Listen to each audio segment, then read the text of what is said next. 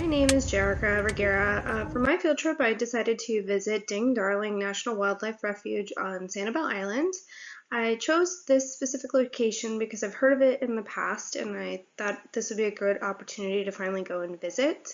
It is a local area, so it's closer to my home than a lot of the other places, and I hear really great things about it, and I wasn't disappointed. Uh, this is a picture of me and my son at the entrance of the refuge.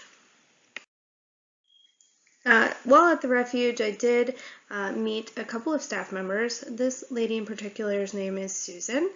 She was really helpful. She helped us, plan our trip there and what might be some good ideas to check out and the animals that we might be expected to see. She also let me take a picture of her, so thank you, Susan. The most significant concept that I learned while visiting Ding Darling was surrounding the mangrove tree. Not only are mangrove trees important to the habitat of Florida, they protect the whole coastline from storms. They provide habitat for animals in the ocean and on land, and they have a couple of really unique features that I hadn't known prior to my trip. Iconic Florida birds, such as the great blue heron, use mangroves as a place to raise their young. They nest in the leaves, and since they stand apart from the mainland, they're pretty safe for their young to grow.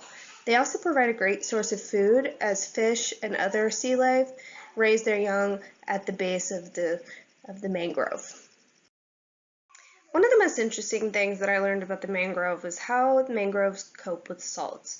They filter about 90% of the salt out of their roots, but some of the salt left in their system they rid themselves of by sacrificing leaves on their tree.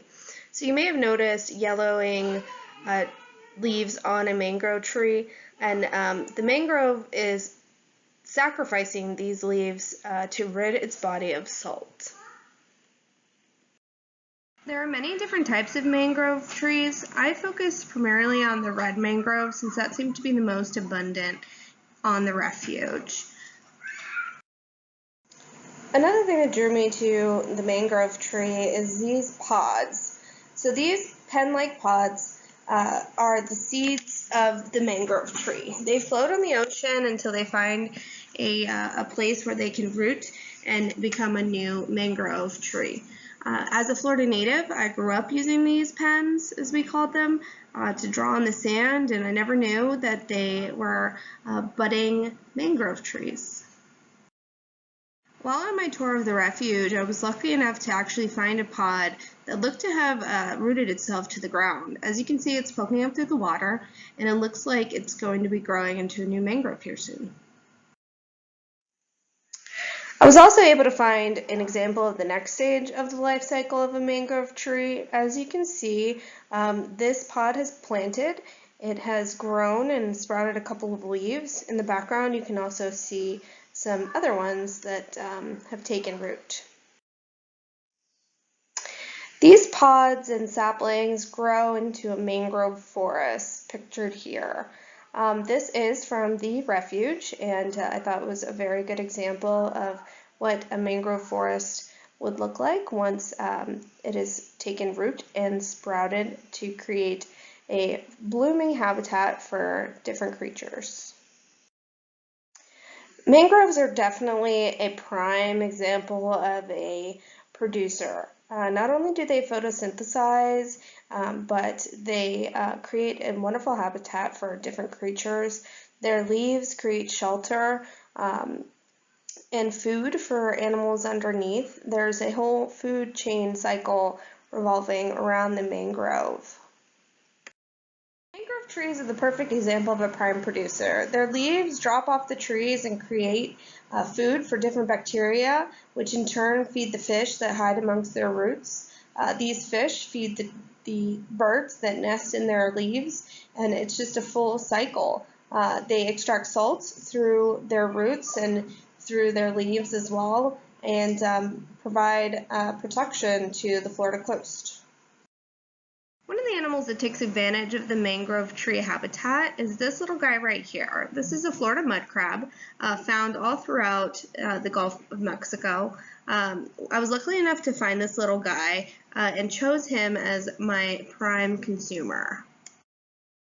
The mud crab has a couple of unique features to help it live in its environment. It has a tough exoskeleton which protects against predators and keeps its body stable. It also has 2 claws in the front which help with feeding itself and defending against predators as well. Its legs are flat to allow for swimming in the ocean. While these are predominantly sea creatures, they can be found on land and actually have a unique feature inside their bodies which allow them to hold water to breathe inside of their shells. Along with crabs, you can also find fish swimming around the mangrove forest, such as these here. Feeding on these fish and crabs are some white ibises that flock around the base of the mangrove, collecting food and shading themselves from the sun. Along with the museum located at the refuge, they also had a really unique trail that you could walk on or drive on. We went down both. We really enjoyed the drive, and I saw several animals that I'll share here now. In the grass, you'll spot some iguanas. I do believe that these are an invasive species in Florida. They feed on fish and bugs in the area. You can see 2 in the picture below. I also spotted a blue heron out here sunning himself, looking for his next catch. This definitely changed my perception of this environment. I was able to find so many different creatures in just this small space. This was definitely a treat to get so up close and personal with these amazing creatures. Along with the marine wildlife that we saw, I also spotted this black racer. He was a nice little surprise. He snuck up on us when we entered the. Here's a closer shot of him. Also was a recent sighting, so we were able to identify him pretty quickly. It was a pretty neat thing to see. Much of this class has been centered around the damage that us humans do to the oceans. I saw a couple of things at the refuge that really brought this home to me, in particular to sea turtles. This is a sign that basically talks about things that you can do to avoid hurting the environment, but it really brought home the significant concept of ocean preservation. In particular, this exhibit on the leatherback sea turtle, it's a wire structure filled with different kinds of trash, and it's in homage to preventing things that shouldn't be in the ocean from getting into the ocean by recycling and composting and making sure that you throw your trash in the proper receptacle. The sculpture really brought home a lot of the ideas that we've talked about in the class and was a really good metaphor for what we're doing to our oceans.